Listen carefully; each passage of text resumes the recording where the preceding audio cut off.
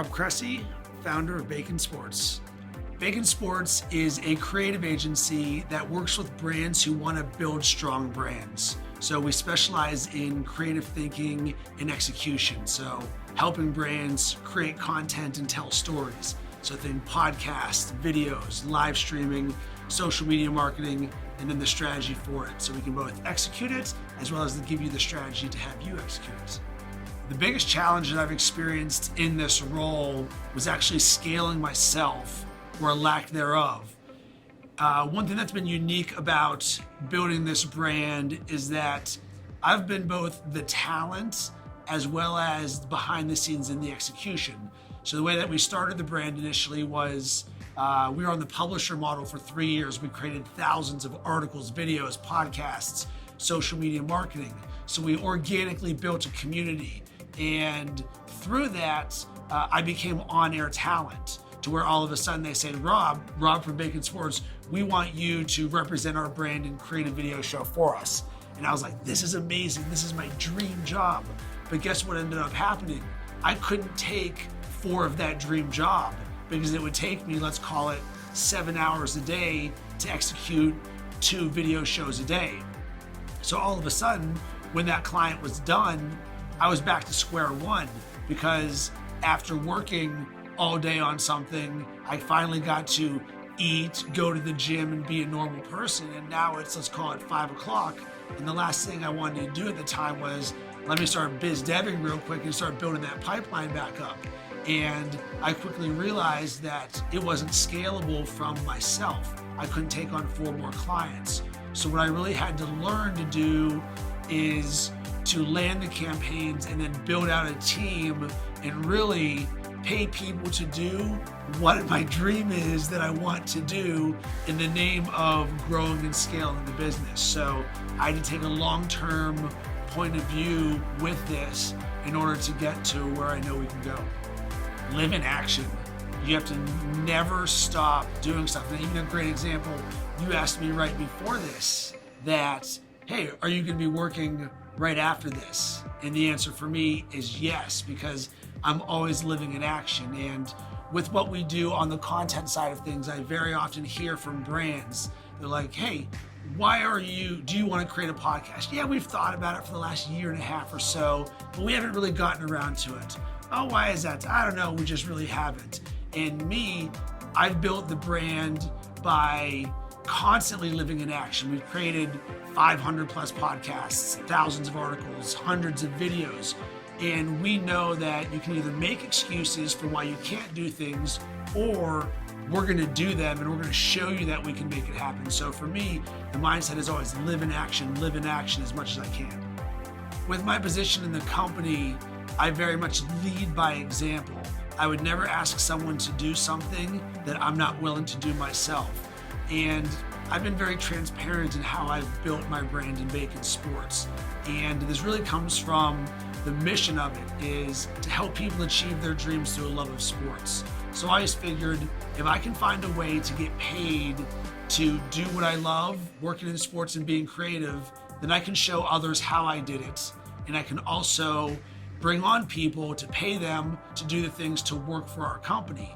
So because of this, I've been very transparent the entire way in my struggles and how we're doing things and how we're creating, because I believe it's not just about me. I want to help inspire so many other people to do what they love, because that's the core of me. So I'm very much being a creator. I put a lot of what I do out there, and the inspiration that I give is almost my own mechanism to keep myself motivated. So when I do all the various things that I do, and I put it on social media or on podcast or video, where I create these crazy routines and habits, it's only because that is what's necessary for myself in order to keep me living in action and succeeding.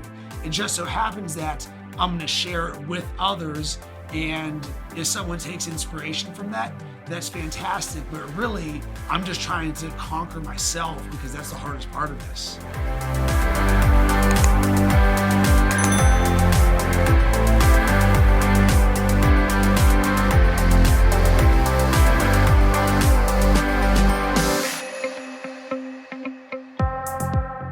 my name is Mobolaji Akintunde. I'm the Vice President of Marketing and Sales and Success for PeopleVine. So PeopleVine is a member engagement platform. So we fulfill that end-to-end member experience for co-working spaces in general, restaurants, and hospitality organizations. First of all, with our platform, given that we give businesses, organizations the ability to better engage with their members or even their customers for that matter, some of the challenges that I see in the industry right now is these old ways of marketing. While we're ushering in more of what we call a modern marketing, and we like to go beyond. So where businesses are using landing pages to capture customer data, right? So then they can keep them at the top of the funnel, so to speak.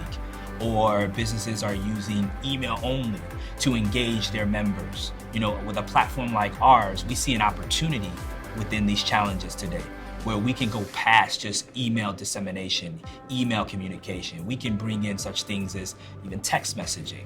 We bring in things as engaging with contests, engaging with memberships. Like, we just bring in way more robust tools that allow businesses to go past just your email engagement that the old marketing ways used to. The other thing that I've been noticing, given that with the proliferation of social media, and all these different channels where you can find your customers, and also with digital and mobile, right? It's not about doing a broadcasting type of strategy any longer, right? Because you won't necessarily catch your right customer. It's now double down and focusing on the tribes, focusing on those customers that live and breathe the same philosophy and the same brand values as your organization. And with then identifying that group and then creating that one-to-one personalized connection with them.